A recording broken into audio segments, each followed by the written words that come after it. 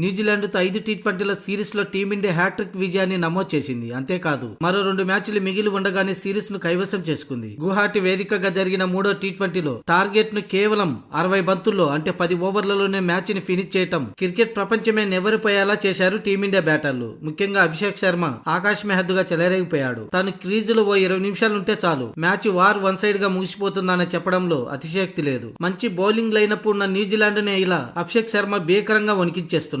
కేవలం 14 బంతుల్లోనే half century చేసి T20 world cup కు ముందు ప్రమాదకరంగా మారాడు. ఇక 4వ టీ20 మ్యాచ్ కు ముందు New Zealand cricketer Mark Chapman Abhishek శర్మపై పొగడ్తలతో ముంచెత్తాడు. అతడి 6 హిట్టింగ్ సామర్థ్యాన్ని మెచ్చుకున్నాడు. అతడి షాట్ల వెనక పక్క ప్లానింగ్ ఉందని చాప్మన్ అభిప్రాయపడ్డాడు. నిజాయితీగా చెప్పాలంటే టీమిండియా బ్యాటింగ్ అమోఘం, విధ్వంసకరంగా ఉంది. ముఖ్యంగా అభిషేక్ శర్మ 6 హిట్టింగ్ సామర్థ్యం అమోఘం. ఈ విషయంలో అతడి ప్లానింగ్ బాగుంది. ప్రస్తుతం అతడు అద్భుతమైన క్రికెట్ ఆడుతున్నాడు. బాగా ఆడుతున్న వారిని పరుగులు చేయకుండా నిలువరించడం కొన్నిసార్లు చాలా కష్టం. ముఖ్యంగా 3వ టీ20లో అతన్ని నిలువరించేందుకు తమ బౌలర్లు ఎంతో కష్టపడ్డ ఫలితం లేదు. ఇక మేం సిరీస్ కోల్పోయినా మిగతా మ్యాచ్ లో ఖచ్చితంగా మెరుగవుతాం అని చాప్మన్ అన్నాడు. మేం పెద్ద స్కోర్లు సాధించడం గురించి ఆలోచించాలి. పిచ్చులు బాగున్నాయి కానీ భారత్ లో కొన్నిసార్లు బంతి బాగా తిరుగుతుంది. కాబట్టి మేం ప్రతి దానికి సిద్ధంగా ఉండాలి. టీ20 ప్రపంచ కప్ సన్నాహాల్లో భాగంగా ప్రపంచంలోని అత్యుత్తమ టీ20 జట్లలో ఒకటైన టీమిండియాతో తలపడుతుండడం బాగుంది. కాబట్టి మేం వారి నుంచి ఎంతో కొంత నేర్చుకుంటామని చాప్మన్ అన్నాడు. పవర్ ప్లేలో ప్రారంభంలోనే